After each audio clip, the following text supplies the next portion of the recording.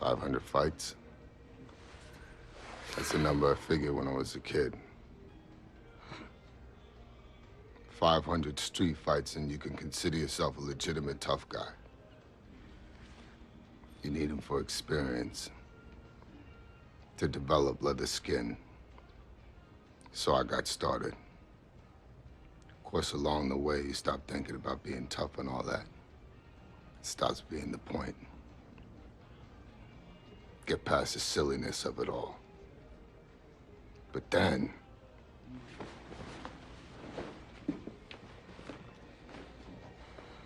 after, you realize that's what you are. Look, I got no problem with you, all right? I'll tell you, you learn a lot of things on the way to 500. None more important than this. Hi everyone, and welcome to another episode of Fifth Round Multiverse. Your hosts, the racially ambiguous Kyle Charles and the machine that doesn't want to be Atomico, but wants to be Superman, CY Chung. And we're going to be talking about a well-known favourite to this podcast. One of the greatest actors of any generation. I'm saying that halfly as a joke and halfly serious. Well, but to be fair, if you said one of the greatest movie stars of any generation, that is probably more accurate. Yeah, that probably is, to be fair. He's been in many billion-dollar films at this point. Just an overall great guy. I'm pretty sure he is, yeah. Possibly my favourite actor of all time. Again, half of that's a joke, half of that's true. Not Kyle. You're favourite actor yourself, just like this man. I wish. Vin Diesel. Yes, the acting juggernaut. So we had to look at the earlier films in his career, not like the big franchise films, the smaller budget films, I'd say. Yeah. Yeah, and his own film, of course, as well. Funded, written, and starring. So yeah. Strays. Oh. Mm-hmm. But let's have a look at Knockaround Guys first. Yeah. Yeah. What did you think of this film? This film. This is like 2000, right? Yeah, 2001. I didn't get it. No, nor do I. I didn't know the point of it. But the basic story, I got a basic story, is like this guy's the son of, not Vin Diesel, some other guy's the son of a mobster. Yeah. Who the mobster's like, John Malkovich is like, yeah, shoot this dude when he's 12 years old. The kid. Yeah. Yeah, and then the guy can't do it, so he's like, oh, you're not fit enough to be a mobster. So then, when the movie starts proper, the guy's like trying to get interviews at job places, like, whatever firms he wants to, and then as soon as he introduces himself and says his surname, they're like, nah, sorry mate. Nah, sorry, nah.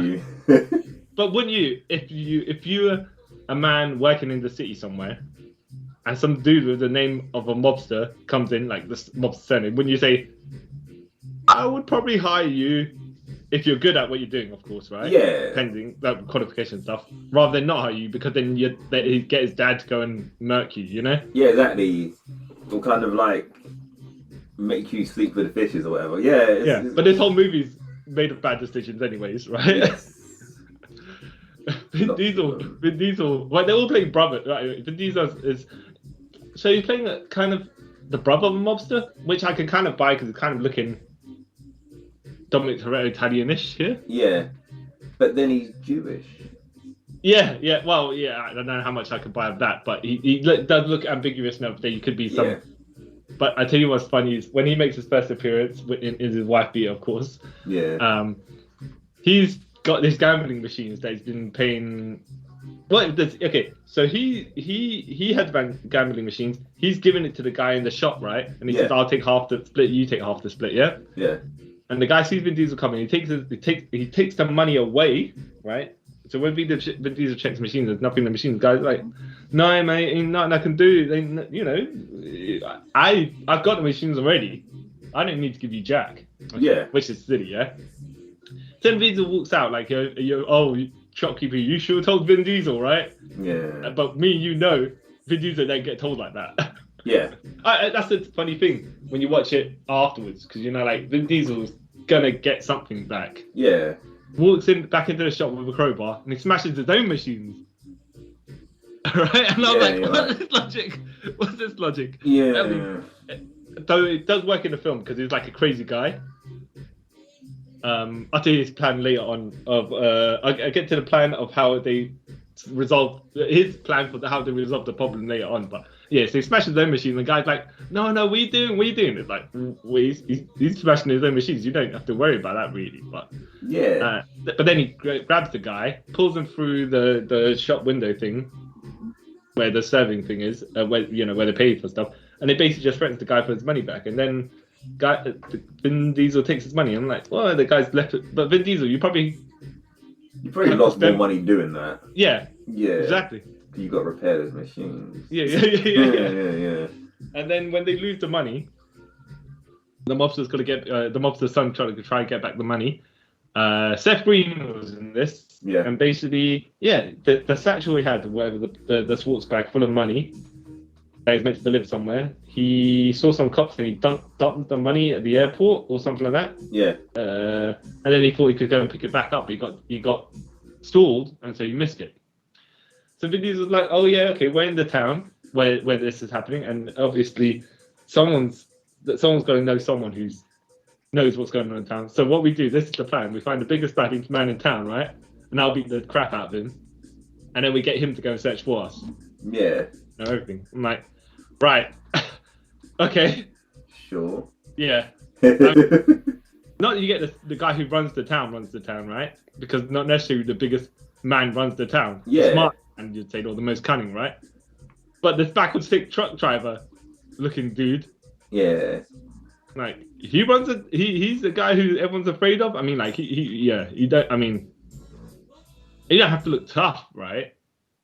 To be a guy who runs the town behind the police or whoever, right? But this guy don't look like he could run anything. Yeah, it just seems like just some drunk guy that just happens to get bar fights a lot. Yeah. The guy that Vin Diesel says goes up to 500, and the guy's like, "What?" And I'm like, "What?" Yeah, but I laughed at this. I was like, "Oh, this is Perry Saturn, but Karen." He's like 500. The guy's like, "What?" And he goes, 500 street fights. That's when I thought, that's the number I thought I'd be to say that I'm a true tough guy when I was like 12 years old. I'm like, all right, Vin Diesel, you this guy, you're squared up to a guy, and then you're going to deliver a 10-minute monologue before you actually throw a punch in his face. Yeah, I was like, really? Yeah, okay, Vin Diesel, I'm just going to set up a chair and listen to your life story before you beat me up. Yeah. Yeah. And the guy just goes down like a punk as well. When this cat came up his head and he was balding like Hogan, I was like, this guy, come on. Yeah, like, really? Yeah. Oh my god. Oh, and then after that's when the film, to me, kind of goes weird and off the rails. Yeah. So the sheriff's son found the money. The sheriff is like, all right, well, now it's my money, right? Yeah. And then he beats up the mobster. When the mobster's son comes looking for it, he beats up the mobster's son saying, nah, mate. And I'm like, but why would you do that when you're thinking mobsters will come after you? And then he's like, well, see, if they wanted the money, they would have come for it already. I'm like, all right, but you don't know that. Yeah. It's a weird leap in logic, but okay, sure. Yeah. Maybe they just sent someone to collect it, and they didn't want to, go and have to murder you. Yeah. So, it's okay. I don't mind a low budget drama kind of film-ish, but this didn't quite make a lot of sense. No. But Vin Diesel played this character quite well because it was a bit of a psychotic character who you're like, when stuff's going on, right, he'll just do stuff. Yeah. And you're like, your plans don't make any sense, right? But it's consistent with all the stuff you're doing. Yeah. You just think everything, you need to be the biggest, baddest, toughest dude there is to make everyone fear you. And it's like, that's not necessarily the way to go, but everything you do, though, is true to that. So fair enough. Okay, your character's consistent. Yeah. Yeah. But I wouldn't say it's a great film. No. We just watch it for the curiosity of Vin Diesel. But what do you say? To be fair, he probably was one of the more standout characters in it Yeah, he was. Yeah. First of all, because he's massive, right? Yeah. And secondly, the stuff he does, you're like, all right, I'm paying attention to that guy because he's there doing stuff that no one else is doing logically. Yeah, because like the main character, I think his name is Bobby Peppers. Yeah. His name. He's like not been bad. He's a bit of a charisma hole. Yeah. I'd say Vin Diesel and John Malkovich, right? But this guy being the main character is like, I would say Seth Green had a bit more charisma than that guy. Yeah, he did. I kind of forget that he was the main character. Yeah. Because like Seth Green, every scene he was in, he kind of like sort of. I think he stood out because you're like, Seth Green, a mobster. What? Yeah. Like, he kind of stood out because of that reason as well, because he didn't kind of fit in, but he did. Yeah. And then you had John Malkovich being John Malkovich. He was like playing the guy that was like, oh, he's flying a plane, and then he decided, oh, well, I'm just going to I'm going to snort some drugs while I'm on the plane. Like, I'm flying it. What? Sure, I guess. But yeah, like you say, the main actor he didn't seem like the main character in this. No, I mean, he would have been better if he wasn't. Unfortunately speaking, even like, I mean, I'm sure the dude was trying, but it's just like there were other standout characters aside from him. Yeah, even like that other dude, not Vin, Seth Green's cousin in it. Even he was kind of a better actor than the other guy. Yeah. Okay. In the catalog. Okay. Where would you say this stands in the catalog of Vin Diesel films? Not like, would you just be like us, watch it because you're curious to see what it was? Yeah, curiosity. I'll say watch it. Yeah. But other than that, it's missable, right? Yeah, big time, man. Okay, it's like nothing really happens in it. Yeah. Like even the twist at the end isn't really much of a twist. Yeah. You're like, oh, okay. So you, John Malkovich, you set up that dude's dad all this time. Yeah. Dennis Hopper. Yeah. Yeah. Just because he was annoyed with him telling him what to do, but he is your boss. Yeah. It seemed like just people got paid to do. It's one of them roles where they probably got paid a decent amount of money. They're like, I'll take it. For the amount of time I'm going to be on screen, proportionally to I'm paid. Yeah. Maybe. Because even I would say the saddest part of that film was like when Seth Green got shot. That was it. Like, oh. And when Vin Diesel got shot, were you like, he's just going to stand up? No, I legit thought he might have died because this is one of his early films. He wasn't a big star, so I was like, yeah, he's probably dead. Yeah, well, that's the funny thing as well. When I was watching Retrospect, I was like, oh, he's gonna take a dive in this film. All right, fair enough. And then when he basically got up, when he was still alive, I was like, all right, fair enough. Yeah. Exactly. Oh, then the next. I was like, first of all, when you look back, you're like, you're telling me one bullet to the chest torso area can take down Vin Diesel, while all the other stupid stuff he survived now. Yeah. I think this same year as Fast and Furious, the first one, I think. Yeah. Did it come out between Pitch Black and Fast and Furious? I think so, yeah. Which is weird because you would have thought that those films, maybe it was filmed before that because maybe probably of a role for him to take in between those where he's more of the main character. Well, definitely one of the leads ish. Yeah, I think you're right. All right. What do you think of Iron Giant? It's a good film. Yeah, it's really good actually. It. Really liked it. 1999, right? Yeah. Brad Bird. Incredibles. Yeah.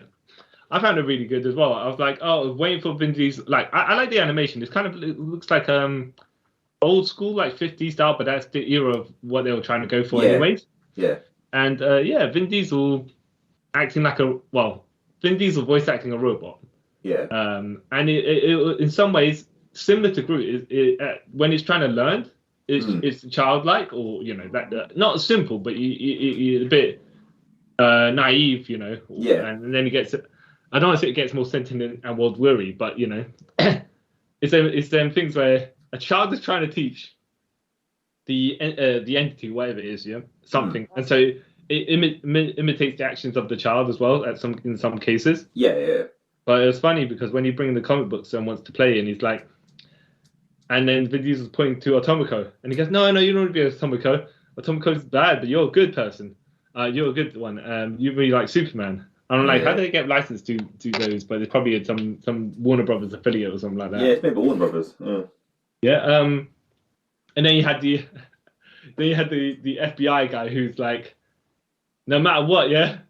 no matter what, I will chase this thing to the ends of the earth and kill it, even though it's massive. Yeah. Why? And why? Because it chomped my car, it seemed.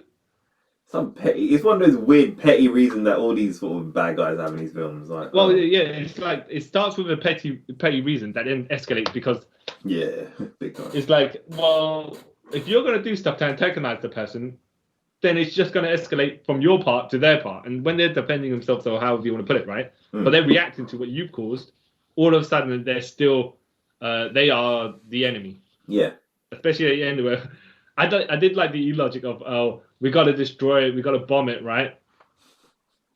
We got to send these submarine missiles to kill it. Yeah. And the Iron Giant is coming to the town because he had to rescue he was rescuing the boy, right? He rescues some kids from a building. Yeah. And then the guy's like, get the military to call them and surround it. And he goes, launch the missiles, launch them all now, kill the giant, right? Kill the Iron Giant. Yeah. And then the military commander who's just ripped the microphone away from the walkie-talkie from is like, you told them to launch the missiles at the thing, which is right next to us, right? Yeah. So where do you think the missiles are going to bomb, you idiot? And he's like, doesn't matter, he's got to kill it. I'm like, you really haven't thought this out, have you? No, exactly. You're also going to die. But, I didn't like a true coward. Yeah. He tried to hijack a military vehicle to drive out the blast radius. Yeah. And then the Iron Giant, like a true hero, like Superman in Kingdom Come. Yeah. Flies into the what's it called? Flies into the missiles, double fist style, like Superman. I was like, oh. But I did also like how they didn't explain the background of the Iron Giant. It's a bit of a mystery. It's just sentient, and it, for some reason, and it reacts to hostile to guns. When the kid was like playing with his, toy gun, and then the eyes went red and they started shooting laser blasts at the kid. The kid was instantly not in the way, like he just happened to look around or something like that, and and then Vin Diesel runs off in shame. Iron Giant runs off in shame because he killed his own friend. I'm trying to think. Obviously, I think he's probably some robot alien from another planet sent to sort of destroy, maybe. I don't know, but I am kind of glad they didn't elaborate on it. It just needed to be there, develop from that point, because then you don't wonder too much of whatever background they give it. Yeah, you could be like, okay, hold on a minute, this is a bit too far-fetched or whatever. No, just avoid it and just get things going, kind of. Yeah. What did you think of the film overall? It's a really, really good film. Yeah. It kind of stands up. It's like 20 years old, 22 years old at this point, and it still stands up. It's a nice story. Yeah. It's light-hearted. Yeah. It's very straightforward. Then it's a kids' film, so but it doesn't smack you over the head with certain. No. What he's trying, what's it called? The theme. And the message behind it, and it's not like dumbed down or anything for kids either. No. So I really liked it. I thought the voice acting was done pretty well as well. Yeah. Especially Vin Diesel though. Yeah. Like he was sounding like Savage Hulk. Yeah. Like when Savage Hulk's like Bertie, and then when he goes mad and stuff like that, it's like he's putting a lot of emotion behind his certain sections of whatever he has to deliver. I admit, I would say he's a really good voice actor. Yeah. No problem agreeing with that. And the ending made me quite sad. I was like, oh, he's dead, but then he's not dead, obviously. But Yeah. Not to say, okay, I didn't expect Vin Diesel to die in this, right? But he's not. It's not Vin Diesel on screen. It's Iron Giant. Yeah. And then when the when he got blown up or whatever, the dust cloud, right? Yeah. And then they were like, "Oh, boy," to the kid, "Yeah, we'll deliver you the only part that's left over from what we could find at the blast radius, whatever." Yeah. And then it's just like bleeping, and then I think he's sleeping. It bleeps, and then he opens a box, and then the box kind of runs off into the object, the antenna. The screw. Yeah, yeah. Runs off into the night to the Arctic. Yeah. Where it's finding other parts of the Iron Giant, like the head and whatever. I'm like, He wow. can not replicate. He can self-fix himself. Yeah. I'm like, okay, that's not to say okay, there should be a sequel or anything, but it's like, okay, well, I wonder what happens next, Yeah, and it's kind of nice because like it would have been kind of a bummer a kids' film ending with her death like that. Yeah. I assume that he goes off to like. I guess he leaves the world. Maybe the most logical thing to say. He maybe do. Or he becomes this new protector. I don't know. Probably. But yeah, it'd be cool. Really good to find out. I did find kind of funny when they had the guy who's the scrapyard artist. He's working in the scrapyard. He makes his statues and stuff like that with whatever scrap metal. Yeah, and then, the military, the paranoid agent is like, the Iron Giant is here to kill us all. Blah blah blah. Attracting down here to the scrapyard. And the scrapyard guy's like, oh yeah, no, of course I know exactly where it is. It's right here in my not shed. What's it called? Warehouse thing. Yeah, his warehouse garage thing. Yeah. Yeah, with all his other sculptures in it, and he said, yeah, just exactly there. And he's just put over props on it to make it look really bad, but kind of. I mean, you're like, okay, this is a really good Iron Giant, yeah. But all the stuff that's stuffed on it to make it look like a crappy sculpture, okay. And everyone's like, all the military and everyone's like, you saw this. Yeah, you made us ship out all its troops and waste millions of dollars just to see the scrap giant thing. Awesome. Yeah. I was like, okay, smart. Yeah. Well done. Great, man. But I thought, it was a nicely told story. Quite cool, actually. Yeah. I would say for people to watch this. Yeah, definitely, man. And I'm like, how many times have you seen this? This is the first time I've seen it. First time I've seen it as well. Because my brother loves this film. And he's been saying about it for years. I just don't know why I never got around to watching it. So I was like, kind of glad we decided to watch it. I was like, I always heard that Vin Diesel was good in this and stuff like that. And I was like, I just never got around to watching it. It was strange, but yeah. All right. On to Boiler Room, right? Yes, sir. I like this film as well, funny enough. Yeah, I was just about to say that. It's a really enjoyable film. Yeah, but he's not even the main character. I would say he's one of the secondary characters. Yeah. Giovanni Ribisi is like the main character. Which is not bad, by the way. He comes in there, he goes in there kind of like wide-eyed. Yeah. Even though he's been dealing in his own house as a casino, right? Mm. And his dad's like, you up to no good doing that casino in whatever. And then he goes, I'm going to get a proper job then. And then he goes into the stock market job, wherever it is, and gets even shadier. And it's like, your casino wasn't so bad compared to this. Yeah. You got penny shares, which you're adding like dollars to, and then selling the stock as though you're making loads of money. As though it's worth all that when it crashes, and when the stock goes up and then crashes, and pump and dump, and shady practices. Super shady. Yeah. I like Ben Affleck in this as well, actually. Yeah, he's great in this. He comes in, and he just owns the room. Yeah. Comes in, tells all the new kids, like the new stock exchange people, right? The new hires, right? Exactly what the job is. Oh yeah, you're gonna make your first million. I made my first million at 26. I'm here I've only been here for like X amount of years and stuff like that. And he's like selling them the dream, good and proper. Yeah. Like wow, yeah. You would believe a guy. He goes, but the thing is, you work hard, yeah. You're only gonna get $150 a week, right? But when you close your 40th deal, that's when you make the big bucks. And like no, when you look behind the messages, they're gonna work you to the bone, Yeah. and they're just gonna kick you to the curb. Yep, and then bring someone else and do the exact same thing. Yeah, and I found it especially funny where they were like, okay, so he came in, and some dude sitting at the head of the table.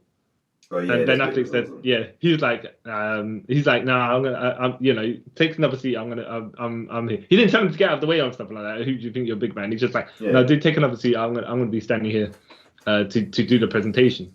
And then some other dude's like, "That guy's a punk," and Ben Affleck, "Get this guy out of here. This dude. We don't mouth off and disrespect our own co-workers."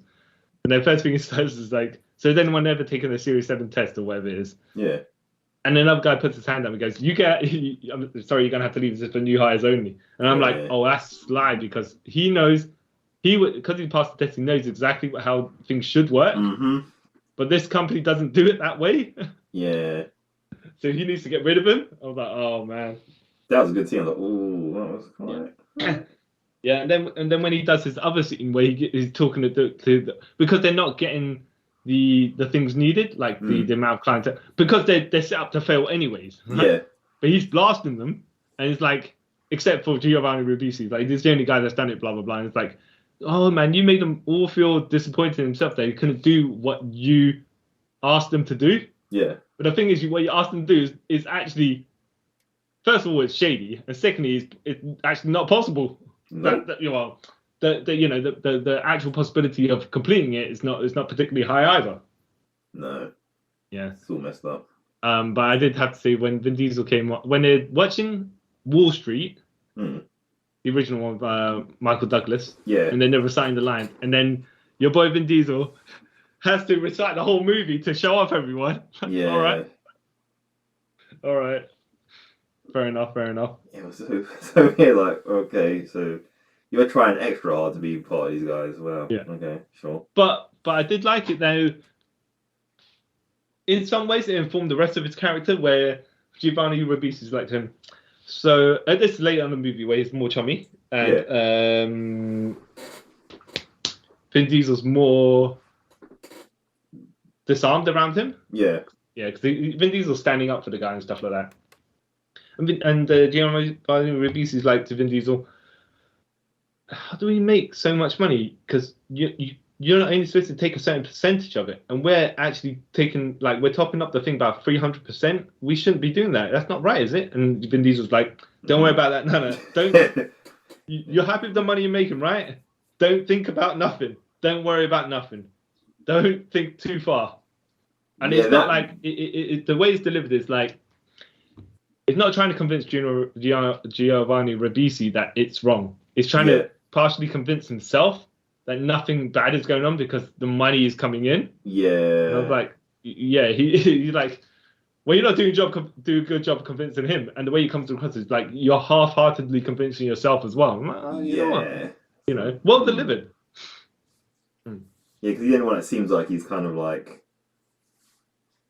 hesitant about what they do, but the money's good, so he doesn't really, like you said, question it. But... Yeah. Well, there was the other thing where they make where Giovanni Ribisi gets that cord, he gets the whale, yeah, and then everyone runs toward, like two of the guys run towards him. Vin Diesel and some other guy runs towards him to take the cord, and he gets barged over. And the first thing Vin Diesel, he's got the phone in his hand, but he checks on him first, right? Yeah, you're right, man. Helps him up, and then he gets the cord. And then this is where he goes all full Dominic Toretto, but he actually does deliver it very well. He's like, this is Chris from JT Marlin. This is Chris Marlin, right? From JT Marlin. And the guy's like on the other line, well, you relate to the owner? He goes, yes, that's my dad. And he's just blatantly lying, right? Yeah, but, big time. Yeah. But yeah, he delivers the speech selling stuff, and he's like, look, stocks are going up. Look, do you hear this? I'm going to open my door, and then he gets the people to fake cheer for him. Yeah. And then he closes. Then he does this like the silent sound, and everyone goes, look, I've just closed my door because this is the deal for you, but it's all popping out there, so you have to get ready to deal with your stuff right now, otherwise you could lose a chance. I'm like, oh, okay. Yeah. Also, when he had to break down the stairwell. Yeah. It's at the end of the movie where Shady Varney Robice's character Seth Yeah. is like now helping the FBI to take this place down. Yeah, because they catch him out on his dodgy dealings. Yeah. Yeah. They've got him, and he's like, look, and his dad's the judge, so he's like, look, leave my dad out of this, and I hope you get these people. Yeah. And he had passed a note to Vin. He's already swindled some other dude out of his money, right? Mm. And his other dude is his wife and kid have left him. Yeah, because he basically took all the money they had. They were going to buy a house with. He took it because he thought he got tricked into it by Seth, innit? Well, he got sold into buying it. Yeah. Because of the lie. Basically, in the boiler room, they're basically saying, do whatever you have to do to close the deal. No one's going to know what happened on the other end of the line. Yeah. And Ben Affleck saying, look, yeah, someone's going to make a sale, right? At the end of the day on that phone. Either you sell it to them or they sell you on why they don't want to buy it. Yeah. So, yeah, he reeled in that guy, and then basically he's like, nah, I feel bad. I'm going to see if we can get in some shares. And I need someone high profile to sign it off. Yeah. Going to give it back some of his money because his life's falling apart. Yeah. And he passed the note to Vin Diesel, and he tells Vin Diesel, FBI's coming, right? I need you to sign this off before they raid the place because I need to give this guy some money back. I mean, it was like Vin Diesel's guy, like from we were saying before, how he knew something wasn't quite right. He was the only guy that would have signed it off. But to be fair, he was the only guy that was close enough as a friend that would do it too, you know? Yeah. And Vin Diesel was like, we've been caught, it's done, it's dusted. I'll help you, but that, you know, we'll go to jail after this, all right? There's no escaping now. Because then he tried to tell him to leave as well, and Vinny's like, oh, it's a bit late, I can't leave at this point, can I? Yeah. Did you see the alternate ending to this? No. So there's an alternate ending where, do you know they spent some time on the guy who got swindled? Yeah. Instead, I think just before the FBI come in, I think this is when they ended playing this ending. Seth's leaving, right? Yeah. And then you see a car drive up. Yeah. And then you see that dude get out of the car. Yeah. With a shotgun. Oh. Right, and then he's walking towards the building. Yeah. And then the credits play. Oh. Yeah, and I was like, after knowing that ending, you're like, they did spend a lot of that time on that guy. Yeah, because I was thinking either he was going to kill himself. Yeah. Because he got swindled out of money and stuff and his life turned to crap. Or he was going to kill someone. Yeah. Yeah. Which do you think is the more, I want to say the better ending, but the ending that makes the more logical sense? Would you like that one? The one where he would have come in there, blow everyone up with a shotgun? Yeah. Because it kind of makes sense for them to keep showing, like, to focus on him and stuff. Yeah. Because if not, it's like, why would you keep doing this? Yeah. I mean, it was as though he was leading somewhere. Yeah. Not necessarily. I mean, like, not necessarily for him to shoot them, but because he disappears after that on screen, and you're like, oh, you know, they concentrated for quite a bit. Yeah. Why? What? And they show the consequences of what they're doing. Yeah. So, why? Yeah. Interesting. And this is the film where Vin Diesel doesn't get into fights for some reason. No, it's James. Not is it James? James Caan's son. Yeah, Scott Caan, right? Yeah. He's angry for no reason. He's like, no! He's totally coked up. He's totally coked up from something, man. He has to be. Because he's picking fights with everyone. Paranoia, insecurity. Yeah, it's just annoying. Like, oh wow, dude, just chill. Yeah. And Vin Diesel's the guy that's pulling him off. Yeah. Actually, no. Vin Diesel's like to Seth. Oh, you know, like Seth's trying to help the guy afterwards, right? And Vin Diesel's like, no, grabs him and pulls him back in. Like, what can you do? You know, if you get caught, whatever, you know. So he's looking after the guys. Yeah. So to speak. I thought the guys that were playing the slimy people were well done because they weren't really likable. That what's his name? One of the main guys, the main guy with the slick back hair that used to date the girl. The Yeah. secretary. Oh, what's his name? I want to say Greg. Yeah. Yeah. Yeah. He came in there like, oh yeah. He came in the casino, the backyard casino, whatever, right? And he's like, yeah. Oh, you could do good here, blah blah blah blah blah. Right, good, a good sell, right? Yeah. And then after he turns out to be slime boss because he is, right? Yeah. And Vin Diesel's trying to stand up for the main character, Mm. and he's like, "Shut up!" Right? Or well, he doesn't quite say that to Vin Diesel because who could say that to Vin Diesel? But he's like, "Mind your own business," and Vin Diesel's like, "Dude, you know." Calm down. Yeah, exactly. Yeah. But yeah. I thought the people that are playing the dickheads were quite unlike. Like I'd say, there's certain levels of people that you hate, and this guy was at the top of it. Yeah. You don't hate Ben Affleck. Ben Affleck comes in all super charismatic, right? Yeah, it's hard to kind of hate him. Yeah, even though you're like this guy is off key, right? Yeah. I mean, when you look at it from out of like what he's saying, not what he's delivering. Yeah. But the actual what he's saying, you're like, man, that ain't good. But when he's saying it, you're like, oh yeah. I want to be like you, man. Come in there and command the room. Yeah. I strangely trust you, even though I shouldn't. yeah. Exactly. I think Vin Diesel comes off quite sympathetic in this film. It like in some ways it comes off as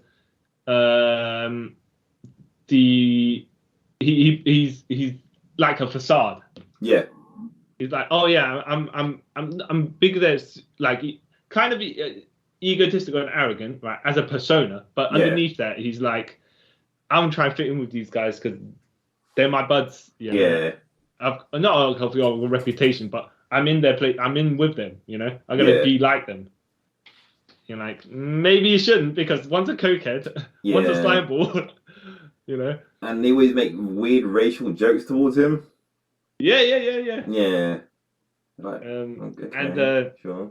And the guy with the slick back hair is like, doesn't understand why the secretary doesn't want to go out of him. Yeah. And keeps on beefing with Giovanni Ribisi because like he's just being a good guy. Yeah. And the girl's interested in him. It's like, you got to stop that. It's like, but you can stop what? Yeah, it's like, wait, what? You don't own that woman. It's none of your business. Yeah, exactly. You know, and it's different if you're looking out for her. But you're not. But you're not. You're looking out for you. And he's like, don't tell me that guy's not the reason we're being together. We're not together. And she's like, no, you're the reason. It's like, you guys aren't even together for you to say that to her. Yeah, because like that weird bit at the beginning when he gives her like a box, she's like, no, I don't want it. He goes, no, I give it to you. And she's like, what? Don't you understand? yeah.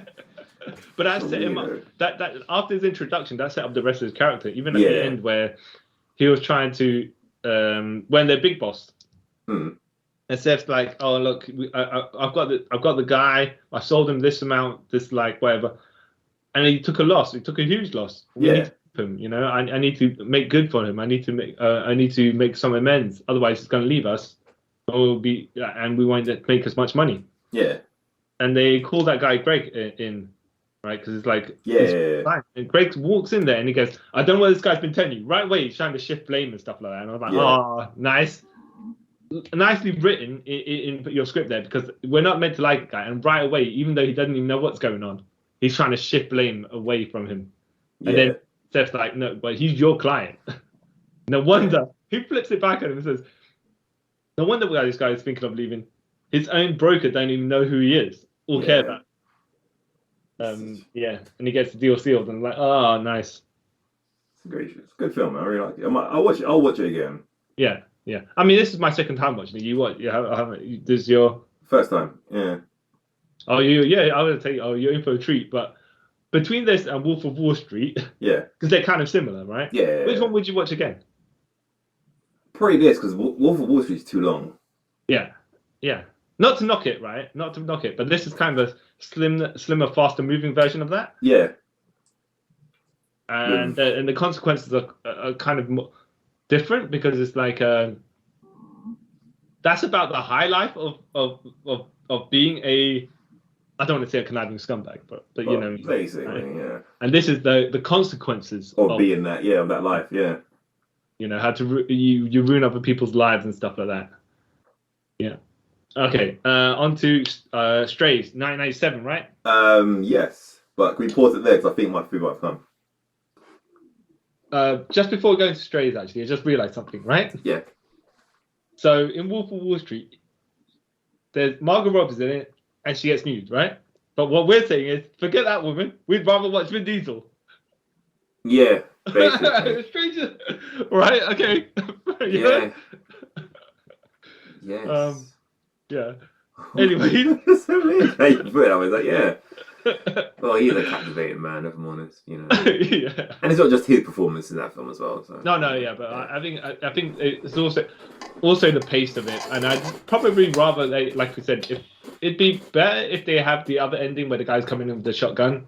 Yeah, but like you said before, it would have shown the consequences of what they did.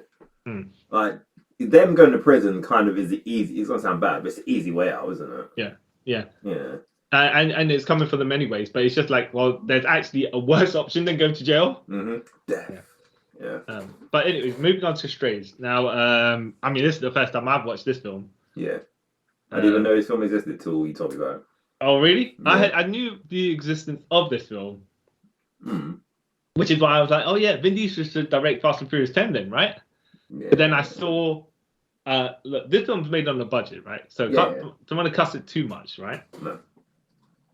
But you see, there's static camera work and stuff like that. It's like they can't really do a lot of things with the way that the camera moves. So it's just set there for them to do stuff. And work around it. Yeah, exactly. Clearly, the best actor in here is Vin Diesel. Yes. But yes, he is. I don't want to say necessarily that the quality of everyone else in the film versus, well, look, one of these guys is trying to be a movie star, right? And I don't think anyone else is. No. Kind of. No, I get that feeling as well. Yeah. I also get that they're probably people he actually knows, and they just said, "Yeah, cool, we'll be in this film." Yeah. Funny enough, I will say, if this was like a short series, yeah, because this comes off like a small little, I don't want to say necessarily TV pilot, but you're like, actually, I wonder what happens to the rest of these characters. You know, it's like they're set up for change, which doesn't happen. Yeah, because especially the end. But it ended like that's the ending. Yeah. Weird. The basics of it is Vin Diesel and his bunch of school buddies or whatever you want to call them, right? They're friends with him for years. He's got his own apartment. Yeah. Where he's drug dealing or like with weed smoking and stuff like that. Yeah. And he always come to his apartment to hook up with girls and stuff. Yeah, which I found really weird. Yeah. Yeah. I mean, like, so you guys have no other places to go to other than this guy's apartment to hook up with your chicks. Yeah. Right. Anyways, and they all at the beginning of it, they all come up with lies while they're heading up to Vin. Oh yeah, this guy's he gave me the keys to his apartment. He said pop over anytime, whatever. Like, you know, to make them sound like bigger men. Yeah. But yeah, they just come to play video games and whatever, and it's just like Vin Diesel's character is like there's more to at some point. I don't know when necessarily here is having a midlife crisis or whatever, right? Because it's not midlife, but it's just like we need to change the way our lives are because it's just static. Yeah, we're just doing the same things over and over again. Yeah, not that it's necessarily bad or anything. No. But he's had enough of it. Yeah, exactly. Yeah. He's just like, you guys are acting not how mature people should act. Yeah. You're having the time of their lives, and that's fine, right? But at a certain point, some people just want more, like be in a long-term relationship, or they want to have a career or something like that, right? Yeah. They want something, and his character's like, I want all these things kind of soon at some point because none of this is happening. Yeah. You know? It's trivial. Yeah. And so somehow with his so he helps them hook up. Yeah. He goes to their club, helps them hook up because he's been using all the girls come over to him and squeeze his biceps. Yeah. Yeah. He wears a white vest when he's going out for some reason or whatever, right? Yeah. And his neighbor, or you know, the lady down the street or whatever, is just suddenly enraptured in the allure of Vin Diesel. And there's the one scene where she's trying to get to know him. Well, how she has to get someone to invite Vin Diesel to a party for her to get to know him. I was like, oh, okay, I get it.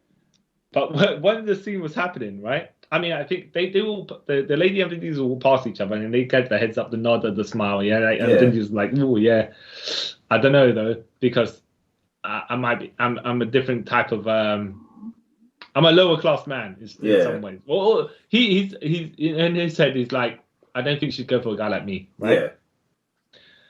Yeah. That's partially probably to do with exactly how his life is at this point, and he feels that she's a bit more progressed in her life, just by assumption, right? Yeah. But so he's at the supermarket, wherever it is, he's come out, and there's this black dude who's really camp, right? Yeah. Oh, I've seen you around the street. I was like, oh no, I was like, first of all, in my head, I was like,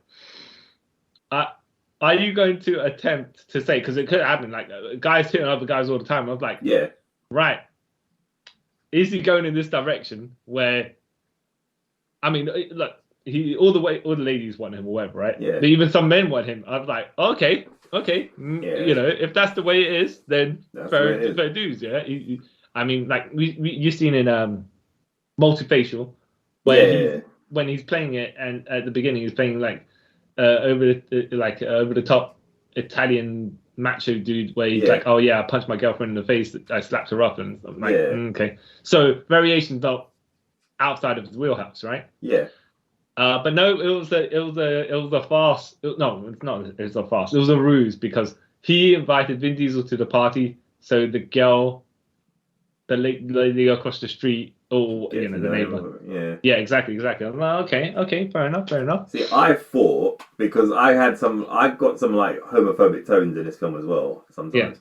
I thought, okay, hate crime's about to happen. He's gonna beat this guy up because he talked to him. Oh yeah, but okay. First, let me say, I know why you think that, because I think earlier in one of the scenes, right, one of the guys who was dealing drugs, like, okay, one of these guys, so they're dealing their weed or whatever in Vin Diesel's apartment, and some of his other friends are like, so one dude comes in there, like a gym dude, right, gym bro, yeah, but he's a gay gym bro. Yeah. I was like, oh, okay. I don't know if this guy was playing gay or not when I first saw him or whatever, right? Yeah. I was like, is he just naturally kind of a campy dude, or what was it? But then they make fun of him after he leaves. Yeah. Not Vin Diesel, right? No, his friends. Yeah. And they start like being, that guy's so gay, he wanted to work out with you, you know, in those different manner, in an alternative way. I was like, what? That's what I was like, because of that scene, I was like, oh, please don't be a hate crime coming on. Yeah, don't be like, oh yeah, come meet me in the alleyway, and then Vinny's like, yeah, give you some of this. You know? And because of like, it's that period in the late 90s, but they could do this because, but I mean, they didn't. So, I was like, if that happens, that's gonna be a weird term for the Vin Diesel character. Yeah, trying to sort his life out, but then he's going up. To be fair though, yeah, exactly. It could have been the crux of when he's like, oh, I've just done this for no reason whatsoever. This guy wasn't harming me or anything, right? Yeah. And decided to just beat the crap out of him. But there was that other one though, leading on from that, when he's after he's walking the girl home. Yeah. And then guys were, what were they doing? They kind of Yeah. And he they hadn't even done anything. I mean, not to say they weren't looking at her like eyeing her up, right? Yeah. But they hadn't done anything aggressive at that point. No. Other than that, and Vin Diesel just switches like he's like his man on roid rage. Yeah. And he's calling them. Go on. For me, that bit, I was like, is he trying to show off to her? Yeah. Or is it just like a product of his environment? Before he's grown up, he's kind of has to be like that. Yeah. It's like it's the facade. He's trying to show a facade to the girl. Yeah. And it dropped at that point because he not necessarily he felt threatened, but he was like, oh, he had to be the aggressor, right? Yeah. Obviously, it wasn't necessary, but and that's where she's like that. I think that's probably partially why he was worried at first out of how she would perceive it. Yeah. But then he did kind of was partly the stereotype. Yeah. Yeah. Even though he when they were having their dinner date, he was coming across as educated. Yeah. Yeah. And he's using the N-word, right? And I'm like, whoa. That and in Boiler Room when they use the N-word as well, I was like, why? Yeah. And even in this, because like, I think he is like half black. Yeah. But I was like, do But he you looks really? full on Italian, right? Yeah. He doesn't look any No. like, But, unless like, he grows out his hair though. Unless he grows out his hair and you got the afro. yeah. Like with his bald head, you can't like he's racially ambiguous. Yeah. But like I've seen him with an afro because like there's some old breakdancing video of him and his twin brother, and like, oh wow, he had a full on throw. Mm-hmm. But yeah, it was just I don't know. This film was weird. Yeah, because okay. This what I found was an odd one was he's dating this girl, kind of, right? Yeah. I mean, you could say the early stages of dating or whatever, but they've gone on a few. Yeah. They've had a few one-on-one dinners or whatever, right? Yeah. And then Vin Diesel's friend comes to the apartment and goes, "Oh, you got to help me hook up. You got to help me hook up with this other lady, yeah?" And then Vin Diesel's like, he don't want it, but then he goes out there, right? Yeah. And he has to be the wingman for his friend, yeah? Yeah. And then he's in his bed banging some chick, and I'm like, wait a minute. Yeah. That was like, this makes no sense because you go on like you're infatuated with this neighbor girl. Yeah. But then you you're go like, and do this. Yeah, and then either that or he's like, oh, all right, I'll do it just for you, mate. Just for you, I'll do it. But I thought, okay, that's going to catch up with him later in the film. Yeah, same. Because it's all about how your character's supposed to mature, right? Yeah. Except that, no, next time you see, she's with him in the park. And they're like sitting down on the bench or something like that. And it's just like, and he's got a hand around her waist or, her shoulder or something like that. But I'm like, right? So you just skimmed right past that. Unless she finds out way later in the film, right? At that point is where she's like, "No, you've got to grow up because you're just you're what you thought you were, you are." Yeah. And when you're trying to keep away from, yeah, exactly. It turns out obviously, so she's on her phone to someone throughout the film, right? Yeah. And her parents or whatever. But it turns out she has a son, which you never see, by the way, right? So her life is not she I wouldn't necessarily say she's at the best stage in her life or either, but she's trying to resettle in after probably I think her son's like 6 years old or whatever. Yeah, looks like she had her early in her life. Yeah. But then why wouldn't you? Are you trying to get your life back together first before you live with your son? Why is your son with his? Because I kind of. It's like my own headcanon for it. Yeah. I thought, okay, maybe she came. I think this is set in New York for a job, and she wants to get settled in a job, then bring her son. Yeah. But it's not really. Yeah, but the other yes, that's the logic we're looking at, right? Yeah. But then the other logic is her son getting her in the way of her relationships, and that's why she has to keep him at bay. I don't know because it's like. There's no other than like, oh, it's a shock twist. She has a son. She wasn't. It's like, well, but that comes out of nowhere because it wasn't set up. No, that it's a problem. Yeah. Yeah. And why wouldn't you be unless you like you said communicating for a job, commuting for a job? Yeah. That's an extended distance away from you don't want to uplift him from his school or whatever. Like when he settled in or whatever. But yeah. Yeah, what did you think of the film overall? It was okay. Like lots of stuff happened that doesn't follow through. Yeah, which understandable. Someone writing their first ever film, so you get it. But it was okay. Yeah, like none of his friends I like. They just all came off as like just dicks. Well, yeah, they came off the way they were supposed to be written, right? Yeah, especially that one who got married but is still sleeping around. Yeah. And then gets gonorrhea, then tries to gaslight his wife by saying that she gave it to him. Yeah. What? I'm like, what? Yeah. And even Vin Diesel pulls on to wait a minute. What? You done this? You think this is funny? Yeah, man. Yeah, you slept with some girl, then you deliberately infected your wife with it. Yeah. Just so you could say it was her fault. Yeah. It's like, no, it's not funny. It's like, well, you're laughing about it.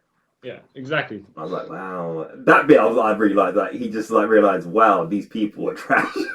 Yeah. Why am I still hanging around with them? I was like, wow. Yeah. I like as a first effort film with no budget and stuff like that. When I say zero budget, I mean not literally had zero budget, but it was like it's a good effort. I'd say. I mean, for a man who was trying to do everything to get the movie going. I want to say it's a great movie, but you know, he's covering a lot of bases by doing a lot of things himself. Yeah. It's not as if he got a separate director and a separate guy to act or a separate guy to write it. He's doing everything. So yeah. And like, there's two bits of that film I thought was hilarious. Yeah. Like, there's one bit when he goes to that guy Frank, I think it's his cousin as well. He's like, yeah. All right, I'm going to the shop. Do you want anything? No. Okay, cool. Don't answer my phone. Like, okay, no, don't answer my phone if it rings. Okay, I won't. And then he goes to the shop, and he calls his house, and then Frank answers her. What's going to answer my phone? I was like, yeah. Why? Yeah. This is hilarious. I get it, but it's just funny. Like, what? Yeah. Sure. What was the other bit?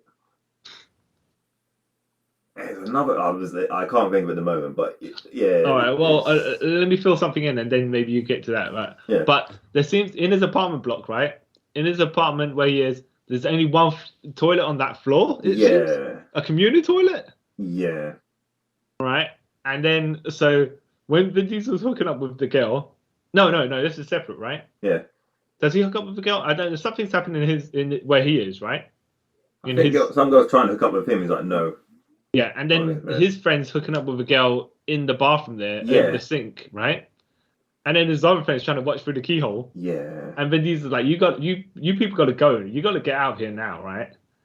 I ain't having it, right? So yeah. Bust in. Oh no! That's a separate. So that bit's separate to actually there is a scene where he does bust in, right? Yeah. Some dude, quote unquote, washing his hands, right? Oh yeah. So he was for some reason jerking off in the toilet. Yeah, I didn't get this. And then I think because then the joke was that Vin Diesel was throwing him out, right? Yeah. So he didn't get to wash his hands, and he had to go and shake some guy's hand before he leaves. Yeah. But I was like, that's a juvenile joke. It is. Because not necessarily it's a juvenile joke, right? But it's just more like he just happened to be there. You disturbed him at that point, so he could then not wash his hand. Then the punchline happens. It's just like, okay, they should have been a bit, not necessarily a bit more, but just like you didn't even need that scene really. What was it there for? Yeah, it was weird. I sat there just taking up screen time. This makes no sense. Yeah.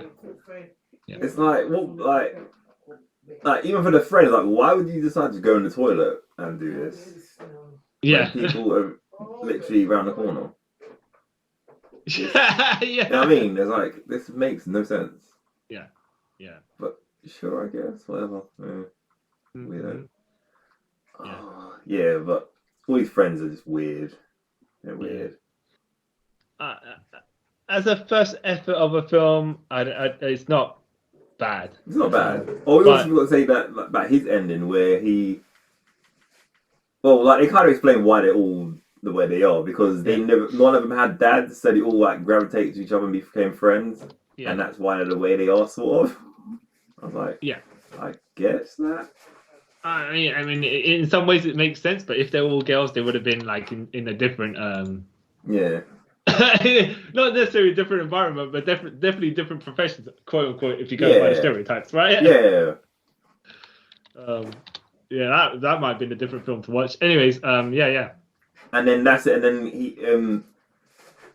he has his changing like epiphany of life is when that guy Frank goes, yeah, my mum's like says, I want to know how your mum's doing. Why don't you ever talk to her? And then he's like, maybe all my problems stem from me not talking to my mum. Yeah. And then that's it. The end bit was funny when the cab driver goes, "Where we going?" We're going to see my mum. And he gets in a cab. If I was a cab driver, I'm like, that doesn't help me. Yeah. Where does your mum live? I don't know your mum. You need to tell me these things. Yeah. I'm not a mind reader. Yeah, where does Mama Diesel live? Come on. Yeah. I was like, I get the sentiment, but... Yeah. But it kind of had to... like, the line makes sense. Yeah. In the context, right?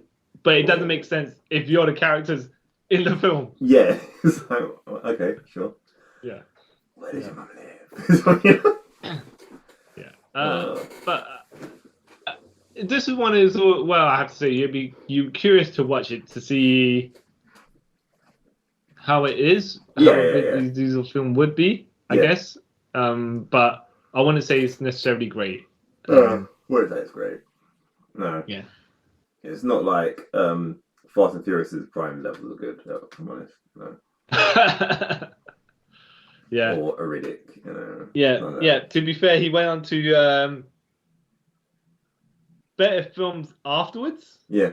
So that's a good thing. That's a good thing to say. More ludicrous films as well. Yeah. But I'd say probably in these 4 films where he's more actory. Yeah. Big time. Definitely playing characters and not playing himself. Yeah. Except probably when the guy who's playing the Strays was the most complete 100% version of himself, but he had nothing to base that on other than himself, anyways. So, so I'm pretty sure that's it's like loosely based on a true story. Yeah. Yeah. Yeah. So what do you think of after watching all these? This is basically the origin of Vin Diesel's acting career. Yeah. 20 years ago. Yeah. And I'm like, all right, okay, but it's weird to watch it now when you're like, okay, he's an action star, like an ultra tough action star who's got a certain way that he does stuff. Yeah. And then you're like, well, he was not so stereotypical back in these days. No. Do you think it's just because he doesn't get off those roles anymore, or he doesn't take them up, or he knows where he needs to make his money, and that's what he's going to do? That's what people pay to watch. It's like, this has got me money. No one's offered me other roles, so I take what I get. Yeah. And it's not like he's terrible in those roles anyway. So, do you think the myth? I want to say the stereo. Okay, someone said to me, any Vin Diesel film where he has hair is actually really good. Seeing from these films so far and the films you have seen with Vin Diesel where he has hair, would you say that holds true? I'm trying to think of the films I've seen with him with hair. Yeah, but his natural hair, not the. There's a film where he's a lawyer, but he's got fake hair. Yeah, what's that? Is that the one where he gets AIDS as well? Is it? I don't know. Shut up. I don't know if I'm getting that confused with another film. Maybe are you sure that's not Philadelphia with Tom Hanks? Could be.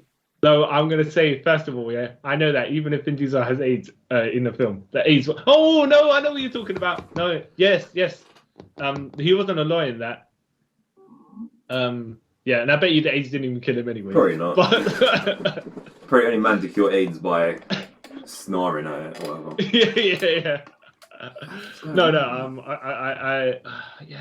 Yeah. That's actually he's bedridden, right? Yeah. In hospital. I can't remember what it's called, right? Offhand. Maybe you know what? Maybe we should have a selection of other have a look for other Vin Diesel films where he has hair. Yeah. And see what, because Knockaround Guys actually isn't that great. No.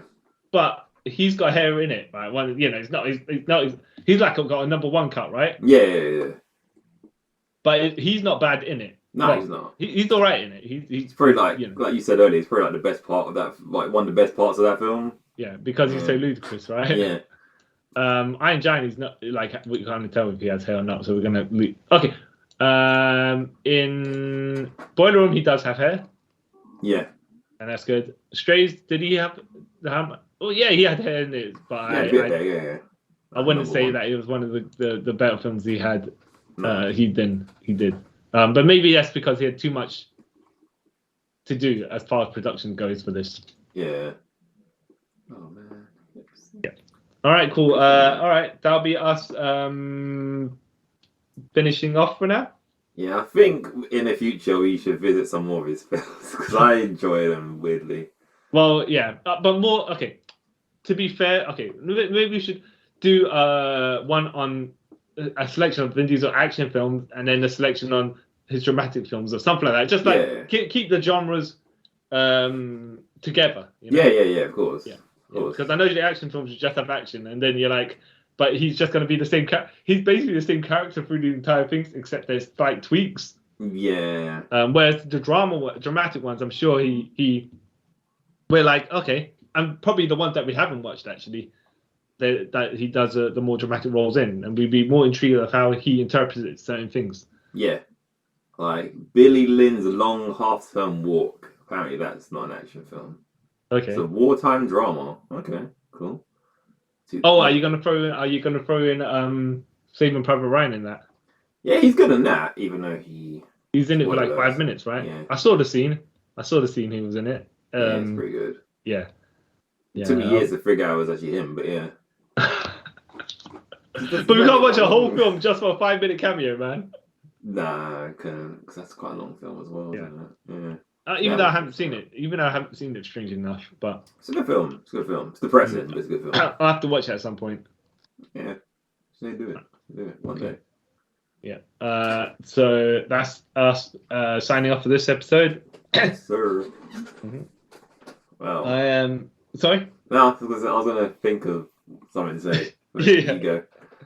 I am the main character in my own film that I wrote, distributed, produced, directed. Probably edited.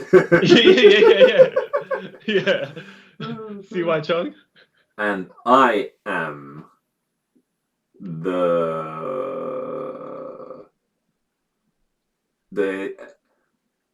Jewish arcade owner who breaks my own arcade machines, realizing later that I'm not going to get any money because I need to repair that arcade machine. Carl Charles. That was very long-winded. And I want to thank you all for listening to this masterpiece of episode on the greatest actor of all time, Vincent Diesel, even though that's not his real name. His real name is Mark Sinclair. But yes, hope you enjoyed. Are you a fan of Mr. Diesel and his awesome films? Do you prefer when he's bald or has some bit of hair? Do you prefer when he's the romantic type or the street tough? Let us know by leaving a comment, send us an email or a tweet, whatever. You can find us in the description where you can actually do all that stuff and tell us what you like and whatnot. And remember to like, share, give us a rating on Apple Podcasts or wherever it is, or whatever you listen to this podcast on. Just give us a rating. That helps us out a lot. And until next time, guys, I'd like to thank you for taking a trip with us around the Vin Diesel-centric multiverse. Bye. You look bored, like you don't want to be here right now. You know what? I probably am getting a little tired of this place. You must be from Manhattan. I am Manhattan. This is my cousin Fred. Do you use soap? To be honest with you, not all the time. Oh! This is my cousin Tony. Yo, bro, how can I get a bike like that? You gotta look like me. This is my brother Mike. Whoever loses this one gets the 40. All available and very affordable. You borrow so much money from me, I went from regular to dry skin, Jerry. So my complexion is important to me.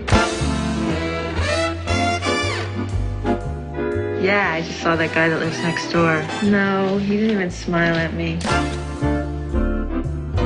Why didn't they say anything? Hi. You like my chain? My rings? What's your name? That's so pathetic. Life was good. You know, I don't really know what he does, to tell you the truth. He was a strange man I'm having dinner with. To be honest with you, I'm probably one of the most misjudged guys in the city. Hey, what you looking at, man? You didn't Disrespecting do anything. my girl. I thought you said you were a tough guy. So what's up? Thanks for dinner. Little boy wants a little girl. He has this violent side that I just don't understand. I want to change. So she can look in his deep blue eyes. If you really do love that boy, you'd be a fool to give up on him. All I want is a little love. You've been going to school for the last 10 years. What, you working on a 10-year associate's degree or something? So tell me something about friends. Not one of us was raised by our fathers. We're like misfits, strays. Strays, huh? Yeah. You make a part